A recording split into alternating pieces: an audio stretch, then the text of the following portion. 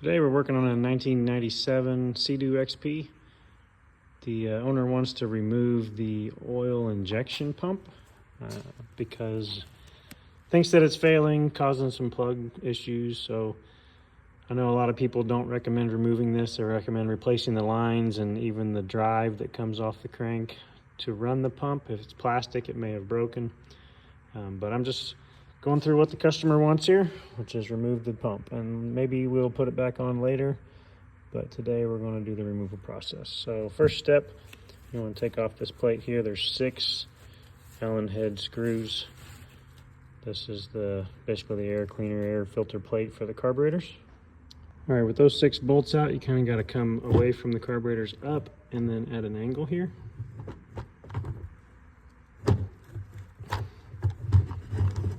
All right, the reason we took that off was it allows a little more access on the left-hand side here.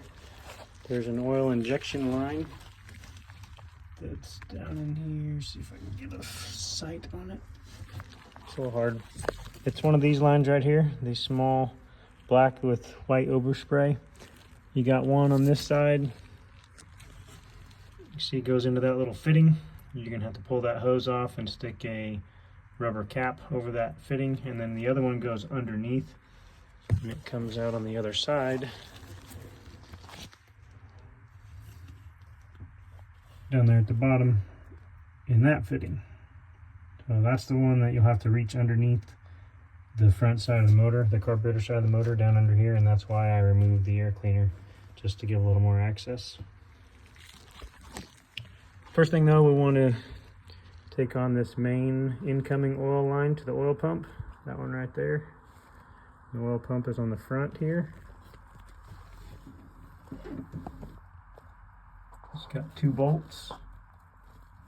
You can see them both around the front. There's one and there's one. I'm going to disconnect this and then unhook the rubber hose after I got the bolts out, and I can kind of move it out of the way. When I unhook the rubber hose, there's going to be oil start leaking out, so we want to quickly block that off. I'm going to put a screw in it or a bolt and maybe run a zip tie around it or something. This is a 5/32 size.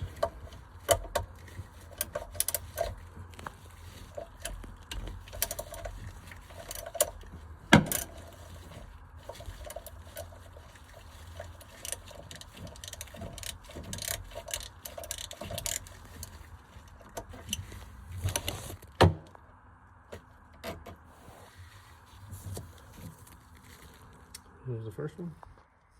There, I'm on the second one. I can't really get the camera in there at the same time as I'm turning the ratchet. Apologize for that. The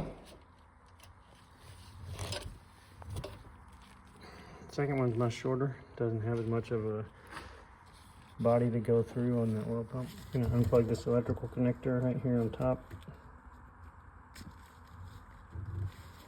so I can move these oil lines past it when I take the pump off.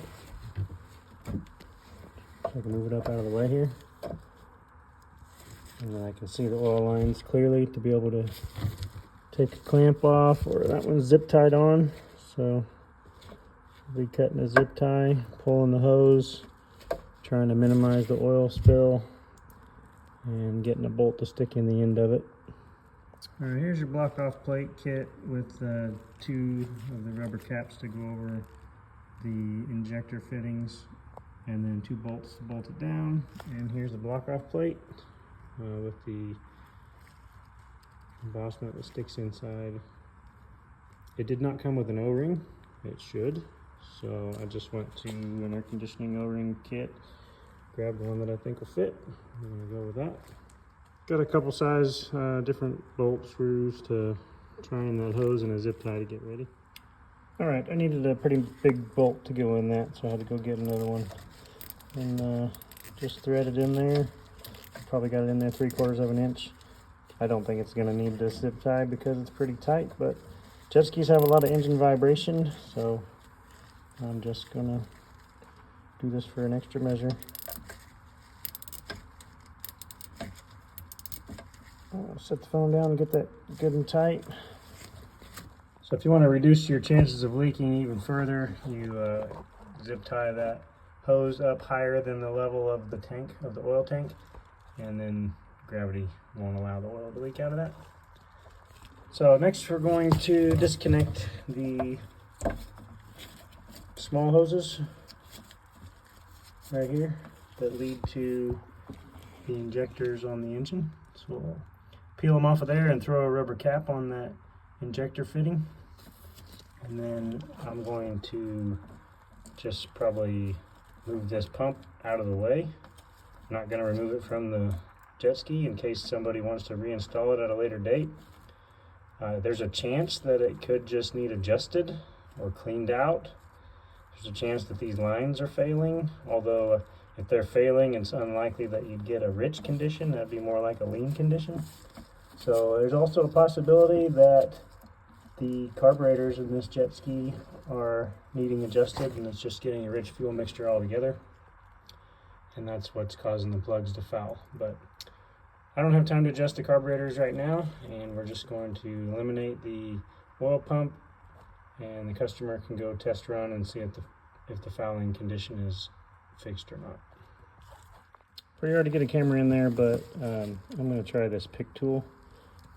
The lines are very brittle, most likely, or stuck on there, so I'm going to kind of try and wedge up around underneath the edge of that hose and try to pull it off. So I did find something worth noting. I've never done one of these before, but there's a little steel clamp right here that slips down over the hose. So I was not able to get underneath of this until I peeled that steel clamp up the line. So there's the fitting, and here's the cap. If you want to zip tie that, you can. It's not as snug as I would hope. Okay, I got the plate in the position. It does matter the orientation. The ears where the bolts go through, they're not exactly the same distance from the center of that hole. So you gotta kind of look for which side is just a hair longer than the other to make sure you get the orientation correct. So I'm just gonna snug those down, get that O-ring kind of seated, and then we'll move on. All right, we got the plate tightened down. Now we can reinstall this electrical plug. Right there. And I just have that one injector left to pull the hose and block off, and I cannot get a camera in there. So what I'm going to do is I'm going to find a good place to tie this up out of the way. It's still going to be, actually I'll disconnect it from the throttle cable, that way there's nothing hanging on there. But I'm going to leave the old hoses, that way whoever decides to put it back on, if they do, can see the length of hose that they need.